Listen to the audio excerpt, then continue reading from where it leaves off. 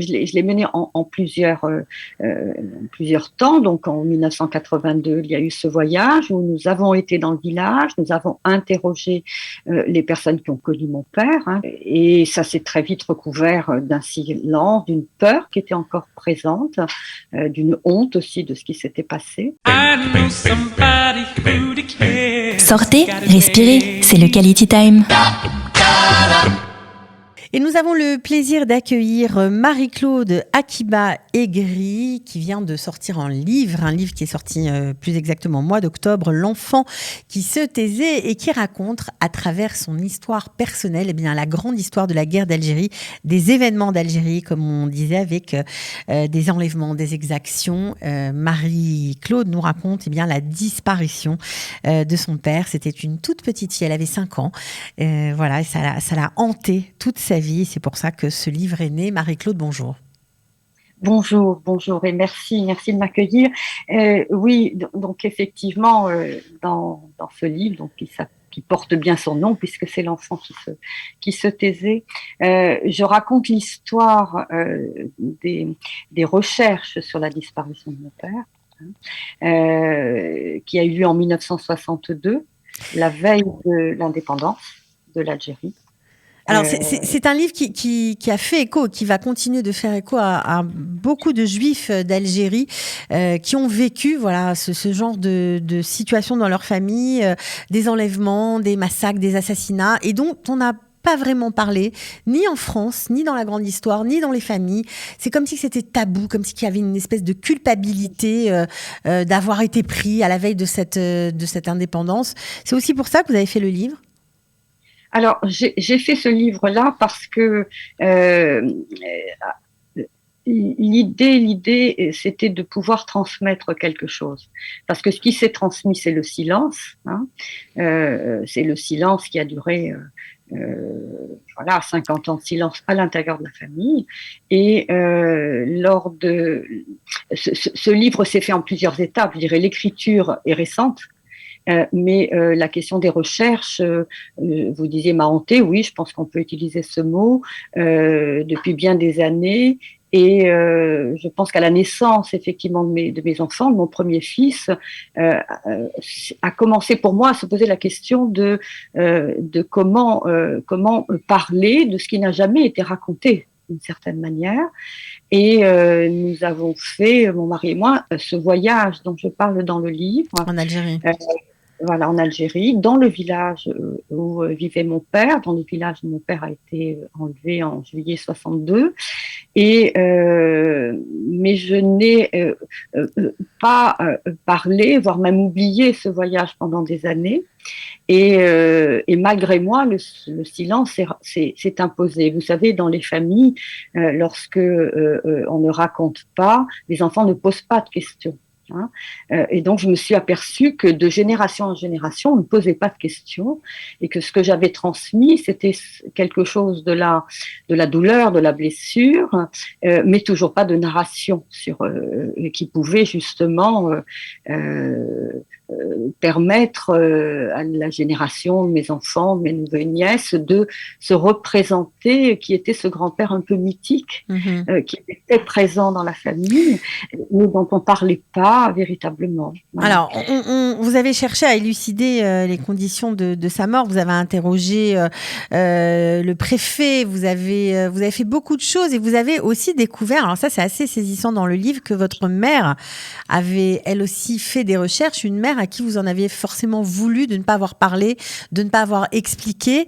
Et là, c'est aussi les rapports mère-fille qu'on voit dans ce livre. Alors oui, il faut savoir que c'est parce que ma mère a commencé à raconter l'histoire de son Algérie à elle, mais avant les événements. Elle ne parlait toujours pas de la disparition de mon père, mais elle a commencé, devenue une très vieille dame, à me raconter sa jeunesse, la rencontre avec mon père, enfin, la vie de ces hommes, de ces femmes, de ces enfants, de ces communautés juives dans laquelle elle a vécu, qui étaient là depuis la nuit des temps, je dirais. Et elle a commencé à ouvrir un peu sa mémoire sur la partie heureuse heureuse de son histoire familiale. Et au fur et à mesure qu'elle parlait, ça ouvrait chez moi tout un pan de ma mémoire d'enfance, je dirais de souvenirs de vie. Hein.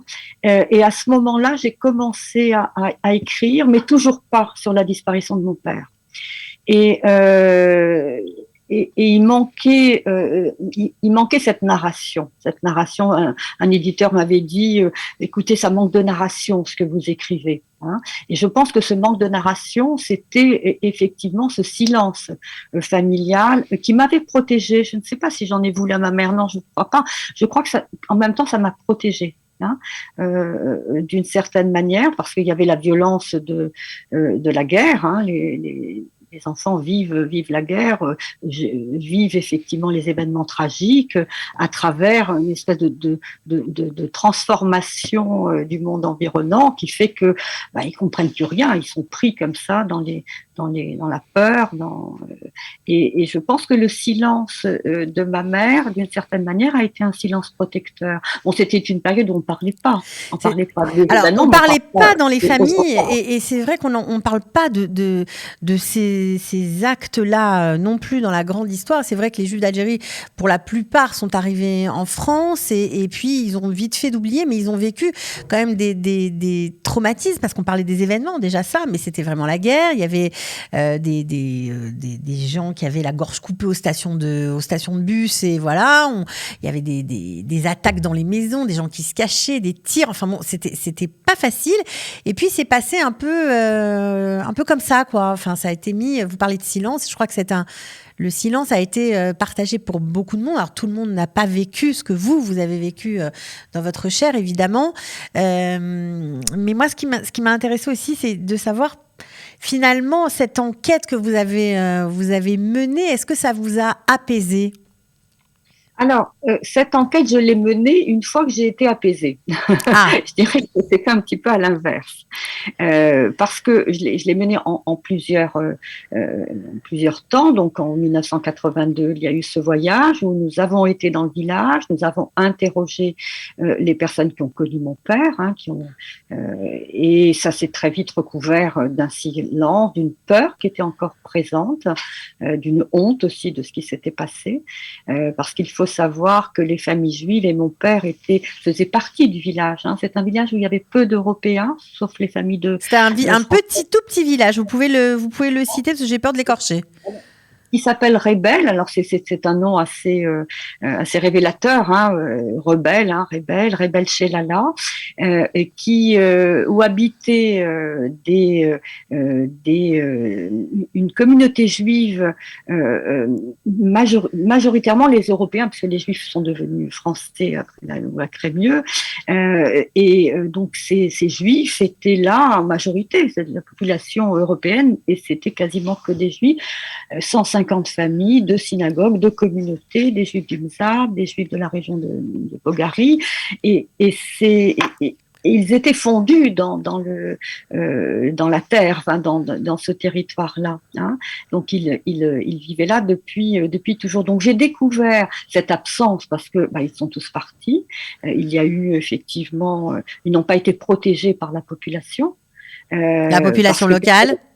La population locale, donc parce que personne ne protégeait personne. Ce qui se dit, c'est que tout le monde a souffert. J'ai découvert effectivement que c'est un village après la guerre. Il y a eu d'autres événements. C'est une espèce de guerre civile où il y a eu des règlements de compte et toutes les familles du village qui sont restées, les Européens ont été assassinés, ont dû fuir, ont été enlevés, et les musulmans qui récupéraient leur identité, comme ils disaient, ont été meurtris également. Toutes les familles ont subi. Voilà, donc Alors, votre père, l'assassinat de votre père, pour vous, c'était quoi ? C'était de la jalousie, parce qu'il était quand même très intégré dans le